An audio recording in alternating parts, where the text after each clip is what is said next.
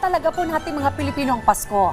At sa tuwing malapit na po ang araw na yan, marami sa atin na naghahanda na ng mga dekorasyon na magbibigay buhay at kulay sa ating mga tahanan. Minsan nga, papunggahan pa at pagandahan talaga ang mga abubot at mga palamuti, di ba? Uy, pero balita namin, may unique Christmas decors na gawa ang ating bisita ngayong umaga. Kilalanin natin ang isang crochet artist na nagdadala ng kakaibang charm at warmth sa kanyang Christmas decors gamit lamang ang kamay at sining. Let's all welcome Regine Opulencia Rosca. Good morning, Hi, Regine. Morning po. Ate Reg, kamusta naman? Okay lang po. Ang Okay ganda ng naman.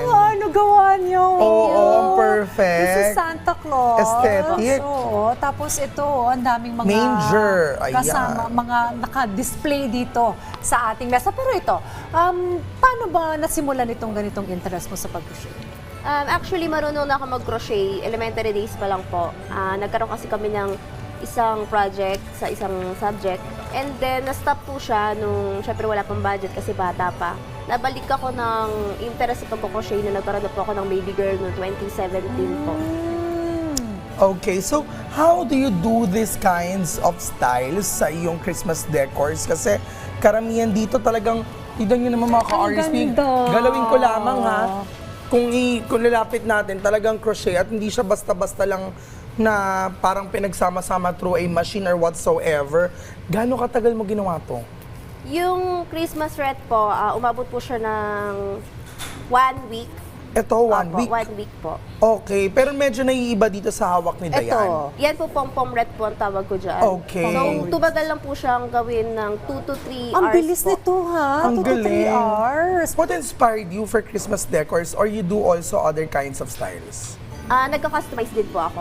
Okay. Depende po siya doon sa mga gustong orderin. If you don't mind, magkano ang price pag ganito? Kasi talagang pagod to eh.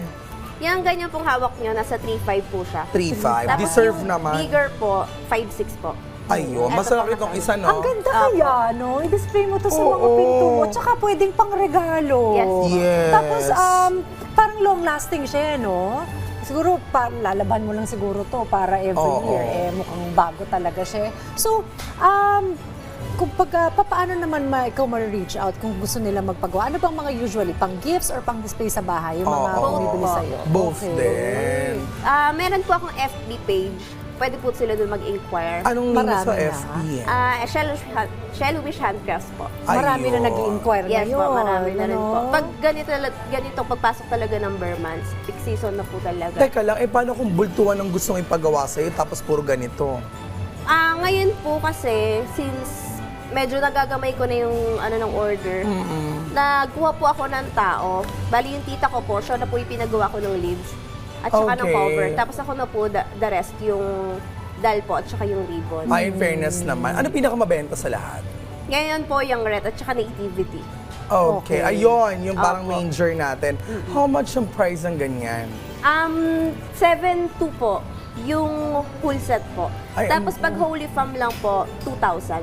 Okay. In Sa bagay fairness. kasi naman, ang hirap din naman gawin yan, ano? Oo, totoo naman. Pero personally, nakakawala rin ng stress, ano? Yes, Itong po. paggawa ng Nakaka-stress ganito. siya, pero at the same time din, pag nawawala rin naman. Good stress ang tawag doon. Oo, May kasi bad alam- stress kasi may good stress. Nakaka-stress ang hirap Oo. gawin. Pero at the same time, wala rin naman yung stress Yes. mo. Kasi di ba may Olympia na mahilig magganito? Parang hindi ako nagkakamali. Oh, and I forgot the name, pero totoo yan, di ba?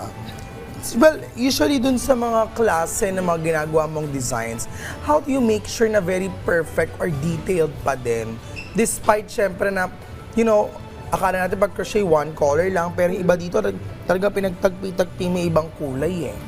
Yung mga ganyan po, since customized siya, nagtatanong pa muna ako dun sa may umorder kung okay lang po ba sa kanya na kunyari magkakaiba ng shade. Or meron kasi akong talagang pinost na yun na yung pinaka-bestseller ko. Ito lang po talaga yung naiba. Nag-tricolor ako sa lips niya.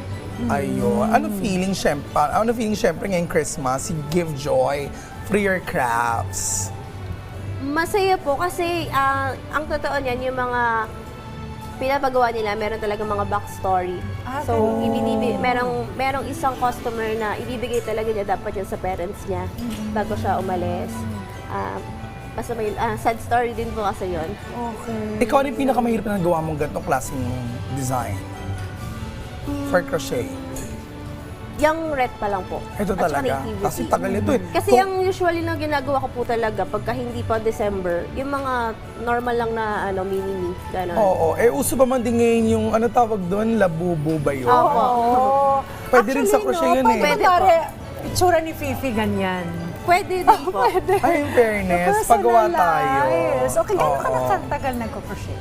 Since 2017 po yung balik ko, pero ang pinaka-big break ko, netong pandemic, 2021 po siguro. Doon ko nagsimula. Galing ka na?